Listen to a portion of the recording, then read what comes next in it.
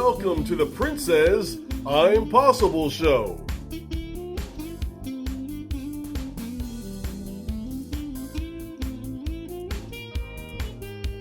Here's your host, Princess Jones. Welcome to the Princess I'm Possible show. We are here today with Assemblywoman, Majority Leader Eloise Reyes. Her district includes, she's the 47th California Assembly District. Her district includes Colton, Fontana, Bloomington, Muscoy, Grand Terrace, and San Bernardino. Welcome, Majority Leader. Thank you so much for giving us your time today. We know you're busy, but we appreciate your time today. Absolutely. Thank you for the invitation, Princess. Great, great. Well, let's get started because our viewers, they've got many questions and you're getting ready to answer them. So thank you. We appreciate it. So before we get started, exactly what does an assembly member do? What are the responsibilities, just in brief? Thank you for asking. There are a total of 80 assembly members. Each one of us represents about 500,000 residents. And we do primarily three things. One is we introduce legislation and put it through the process and finally get it to the governor's desk, have him sign it. We also vote on our colleagues' proposed legislation. The second thing is the state budget.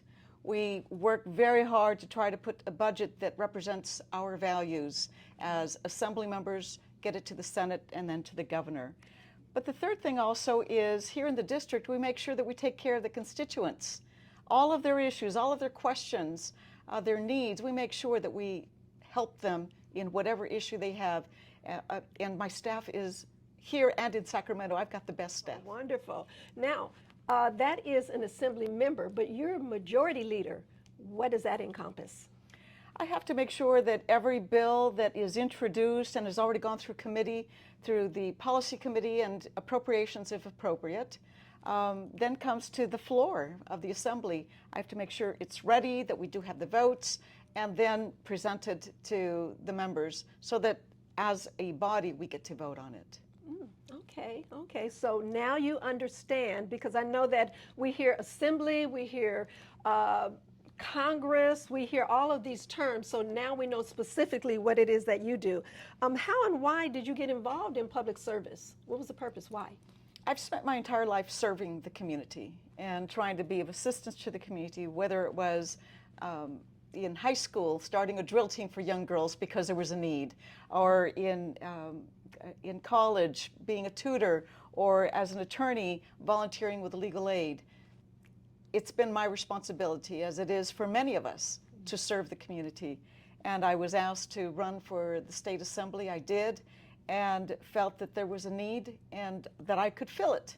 And I was elected by the majority of the constituents for the 47th Assembly District, and I have now been re-elected and have been in the State Assembly for 6 years. Okay, great. Now I'm going to pick up on something just a little. We're going to detour. You said attorney. Has you been, because to my recall, you are actually the first Latina to have opened up a firm, attorney firm. How was that, and did it help? Has it helped you in terms of your public service? I absolutely think that it has helped. It doesn't mean that if you're not an attorney, you can't provide the same service. But I think that for me, being able to review proposed legislation, being able to listen to someone with a need and put together a proposal for a bill, I think it has helped tremendously. And you're right, when I went out on my own and opened up my own office, I then read in the newspaper that I was the first Latina to open up a law office in the Inland Empire, Riverside and San Bernardino County. Wow, that's a feat. That's a large feat. That is very large. Thank you. Now, April 27th of 2022, you introduced AB 35, which is the MICRA bill, Medical Injury Compensation Reform Act. Unfortunately, there's a lot of controversy going on in our political system. There was controversy in terms of this particular bill. Can you briefly explain the bill and what were the compromises regarding the bill? I think this bill represents the very best of our legislature because it was introduced jointly by myself and Senator Umberg so that we had both houses involved. It also included, as stakeholders, the California Medical Association. It included patient advocates. It included attorneys. There were so many people at the table. They all realized that micro reform had been waiting and waiting for 5 decades to have something happen to it. And when we first got micro, it was during Governor Brown's tenure, and we were hearing that many of our physicians were having to pay too much in insurance for medical malpractice, and we were losing physicians, and we couldn't afford to have that. But we also wanted to protect the patients, and so micro was signed 5 decades ago. But since that happened, there had been no increase for inflation. The limits had remained the same for 5 decades, and there was something inherently wrong with that. But there was lots of discussion between all of the stakeholders. There was never an agreement, and there were many, many attempts to try to reach an agreement. So when AB 35 was finally passed by both houses and then signed into law by the governor, it was a momentous day. Our patients who had been victims of malpractice could now receive compensation that took into consideration inflation. And our physicians were still protected. There were a number of areas in AB 35. I'm very proud of the work that was done by the stakeholders. I'm very proud. I am proud, of course, of Senator Umberg and myself for being the author of this legislation.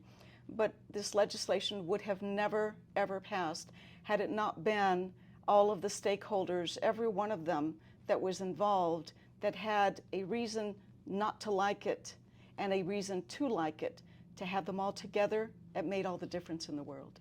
Because that's really important. And, you know, one of the major factors is the fact that you said that they came together. As you know, so many of the bills, they're controversial. And there's so much divisiveness, but yet, you know, we're able to get it passed. So that's great. That's great. Congratulations. That's wonderful. Thank you. The homeless is a big issue in San Bernardino and other areas. What are you doing to rectify that problem? Because I say San Bernardino, but it's really all areas. Every area that you can think of, Northern California, Southern California, all across the United States. What are you doing to rectify that problem? Thank you. That's such an important question. That's another one of those areas where we all have to come together. It isn't just one house. It isn't just one party. It isn't just one county. It's California. This is an issue that affects all of California. Whether you are that homeless person that finds yourself with the worst of luck at that particular moment, or you are needing behavioral health care or medication or just a shelter. But also those who own these homes, own these rental apartments. It's everybody coming together. And oftentimes we think that just putting money into the issue, into the problem, is going to be sufficient, but it's not. Here in San Bernardino County, I've had the pleasure of meeting with Tom Martinez, who was in charge of the homeless budget. A person who is absolutely committed. And those are the kinds of people that we want working on the issue. This year I also introduced legislation that was specifically to help our homeless. AB, if you give me a moment, I want to find that. AB 2817. ABA 2817 made it through the Assembly, made it through the appropriations, made it on the Assembly floor. We passed in the Senate committee, appropriations, Senate, all the senators, we got the majority of them voting for it. We got it to the governor's desk and he vetoed it.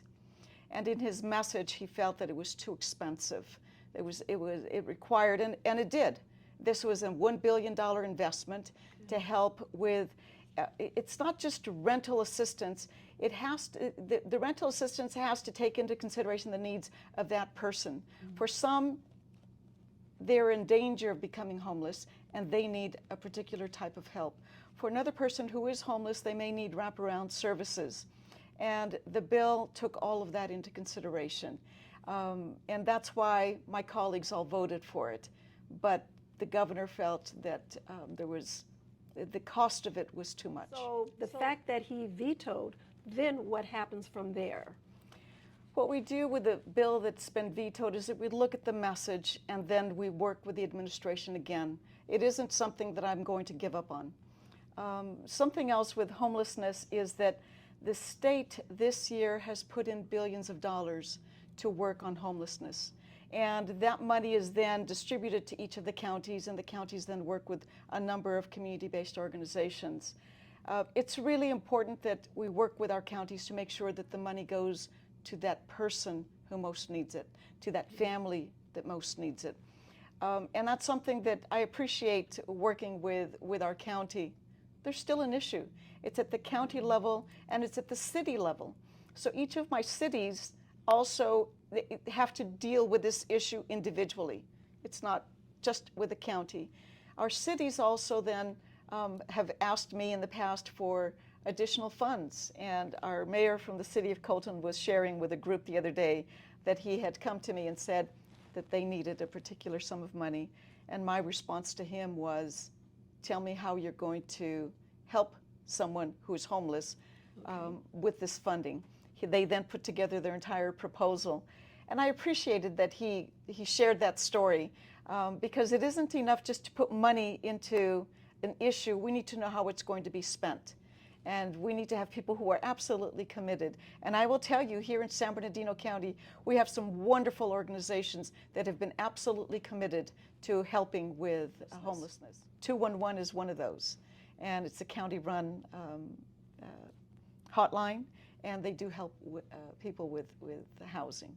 Okay, so bottom line with our viewers, so you're saying that they can call, you said 211, and then get some form of assistance for their housing or mental issues or what have you. So to my viewers, don't forget, if you are in need, contact 211 and they'll try to assist you from there. Okay. It is a wonderful hotline through United Way. They have, in fact, just another one of those success stories. I was just speaking with a woman who called and said she was so grateful. She was in a hotel for the first time in probably a year, that she'd been living in her car and borrowing people's bathrooms so that she could take care of her needs, and then back to her car. And she said, for the first time, I have meals. And it was one of the most, those are the phone calls you just absolutely love to hear. Absolutely love to hear. Now, did she go through 211? Did she dial the 211 number? She did. She called our office first, and that is where we sent her to 211. And she called. She speaks Spanish, and all of the services were provided to her in Spanish. She had a social worker meet with her, go to where she normally parks, see what her needs were, and within a short while, she was living in a hotel. That's just one of the stories. We have countless stories that not all of them are successful, but there's always some help that is provided. So I'm very proud of the work, first from my office or my staff, but then 211's response. Oh, see, that is wonderful. Don't forget 211. If it's not you, it may be someone that you know. Yes. So remember, 211. Assemblywoman Eloise Reyes. Regarding sexual harassment in the workplace, culture of legislature, back in 2018, you were appointed to the subcommittee on sexual harassment prevention and response. What legislation have you enacted to prevent this issue? Because it's, and I'll say this, it's not just in our political Senate. Thank you. One that I was a joint author with the other chairs of that particular committee, AB 9, extended the statute of limitations. So if someone had been a victim of sexual harassment at work, normally you had a very short period of time to file the claim. This extended the period of time. Other bills, AB 749, prohibited no hire. Sometimes if someone, usually a woman, filed a claim for sexual harassment, in the settlement, she had to sign that she would never ask to be rehired by that company. If it's a small mom and pop, that's not a problem. But if we're talking about a big corporation, that person has now excluded themselves from ever being rehired. So legislation was introduced so that those clauses could not be included in there. I personally introduced AB 1510 because of what was happening at USC. Dr. Tyndall, you may have read in the news, had sexually harassed, sexually molested a number of students at USC. And this had been going on for 3 decades. And they felt there was nothing more they could do. And in fact, the statute of limitations had passed for so many of them. AB 1510 allowed the statute of limitations to be opened for an additional period. Many of them filed their claims and were compensated as a result of that. And those are just some of the bills that were introduced. There were quite a few as a result of the hearings on sexual harassment. That's great. It was really important because we heard during the hearings, we heard from many women who said, I needed to support my family. Right. I needed that job. And the person that was sexually harassing them knew they needed that job. And so during that time, they could not do anything. The time then passed and there was nothing they could do.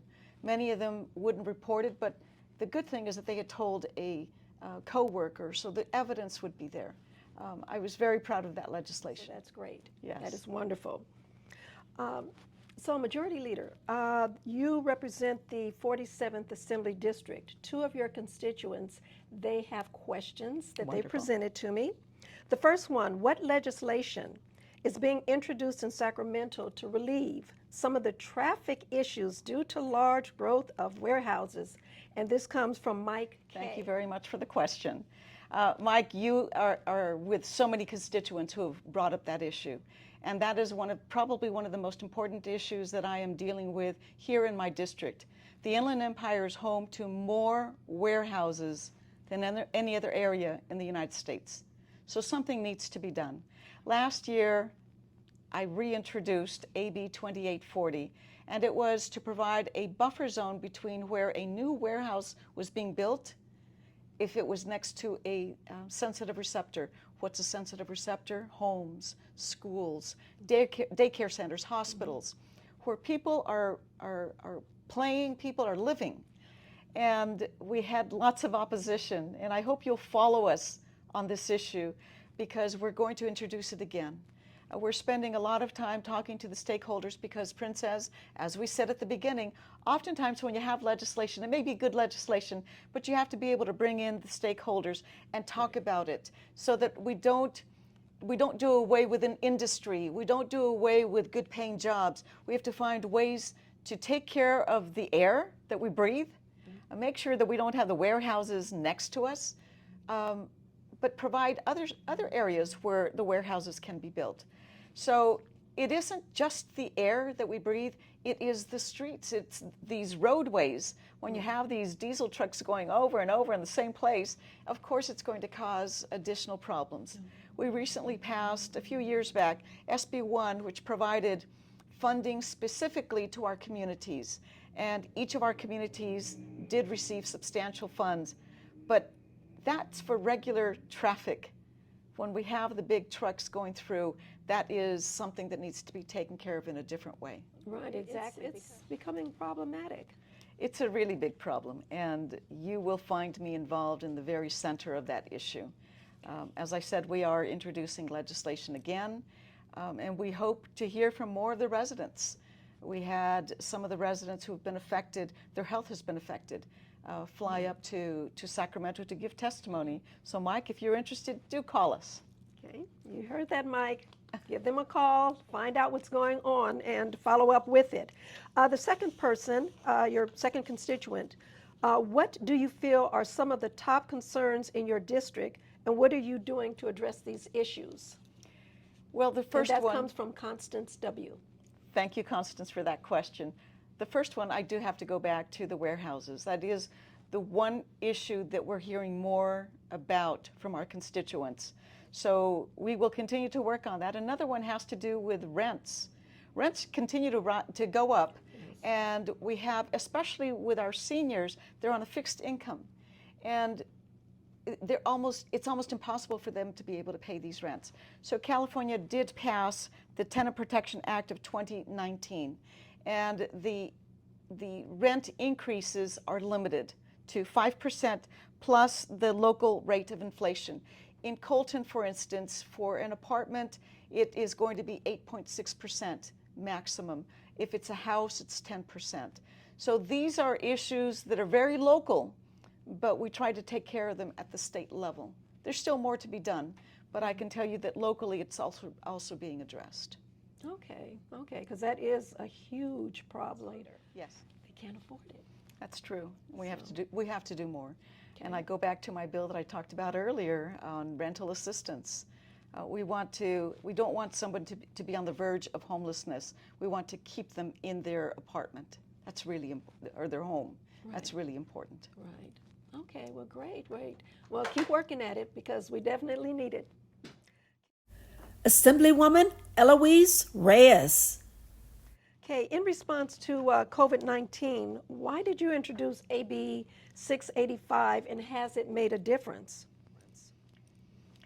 AB 685 was an absolute necessity, and it has made a difference. We were finding at the beginning of COVID that employers were aware that an employee had tested positive for COVID. They were now staying home, they were getting medical treatment, and they didn't say a word to the employees working right alongside of them. Then that co-employee was getting sick, never knew that they had been exposed at work. AB 685 required employers to now notify their employees if they had been exposed to COVID or to somebody who tested positive for COVID at the work site. That's the only responsibility, is at the work site. If they didn't know about it, they didn't have to say anything about it. But if they knew about it, I think it's a moral and an ethical responsibility, but it wasn't being done. And so AB 685 now required that they had to notify an employee if they had been exposed at work. Okay, did make a difference. So now with that particular AB, then it's enacted, and so they have to let the employers know, employees know.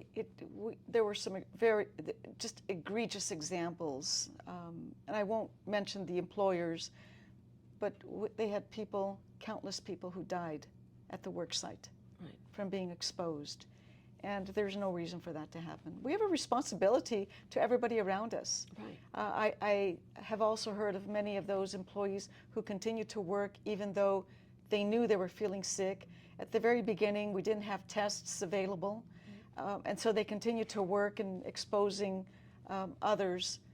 For some of them, they continued to work as they would with a cold because they had to support their family, not knowing that this was more serious. Right. But for the employers who knew, that had a test that confirmed that their employee had COVID, this was a requirement now. They had to notify those who had been exposed to that employee who had tested positive. We lost thousands of residents from San Bernardino County, thousands. We did have a candlelight vigil, but this was early on, and we had already lost almost 4,000 residents. Right. And the numbers increased. You're right.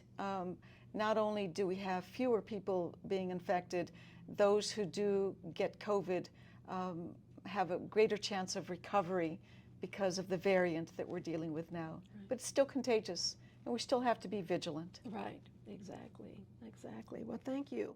Hi, I'm Elwood J. I host the Old School Jazz Show every Thursday from 3 to 6 p.m. I play the finest in jazz. So why don't you tell a friend? And also, why don't you download the app KUBU 96.5 FM. Hey, have a wonderful day. You've been in politics for quite a while. What advice would you give to the viewers that are interested in going into public service, particularly, possibly, politics? What advice would you give to someone? There are so many things you can do to prepare yourself for this. It's really in your heart. Are you willing to serve the community. And if you are willing to serve the community, begin now. You don't have to be elected to office. You can begin now by serving the community. There are food banks. There are so many projects in the community. And if you can't think of one, call my office. We'll tell you about all the projects happening and where our communities are being served by organizations that are volunteering. That's always a great way to begin. But for the county or for your city, there are also commissions. Talk to your supervisor, talk to your mayor, your council members. Tell them you want to serve in some capacity and ask them to appoint you. And if you begin by serving on a planning commission or one of the other commissions, you get to know a little bit more about it. And then run for office. If you need someone to tell you to run for office, I'm telling you, please run for office. We need those with a servant's heart who are willing to take care of the community and put the community above everything else. You don't have to have, it isn't necessary that you have been on a commission. It isn't necessary that you have served in a different capacity. If you want to run for Congress and have never run for anything else, that's fine too. But talking to those who have run for office before gives you an idea about what you need to do. But I think the most important word here is to serve, is service. That's the most important thing. Are you willing to serve the community? Then your voice is needed and your protection of the community is needed. And I hope that you do run for office. And you heard it from Majority Leader Eloise Reyes. And to our viewers, there are many of you out there who are wondering, what do? I want to go into public service. I want to be a politician, something of that nature. Well, Majority Leader is just giving you the information that you need to do. Go out because we need you. We've got the school board, we've got water boards. There are lots of positions that are available. Find out when the next person is termed out and start talking to your friends. They may be telling you that you need to run. And if they're telling you, you need to listen. That is wonderful. Well, Majority Leader, if someone wants to contact your office, can you let our viewers know how do they contact your office? Absolutely. You can call our office. Here at the district, it's 909-381-3238. You can email us, go to Facebook. We're on Facebook. We're on Instagram, on Twitter. We're on all the social medias. But you can always call us, and all of my staff is available to serve you. And they also have a servant's heart, and they are here to serve you and here to help you. So do call us with anything that you need. That is wonderful. Well, again, thank you so much, Assemblywoman. Thank you. Thank you. Majority Leader Eloise Reyes, for allowing us to stop by and take up some of your time. But you've given us a lot of good information, and to our viewers, we thank you so much. We appreciate it. Thank you. Thank you. Thank you so much, and thank you. Next week, we have a very exciting show. Our special guest is the sax sensation Jay Boykin.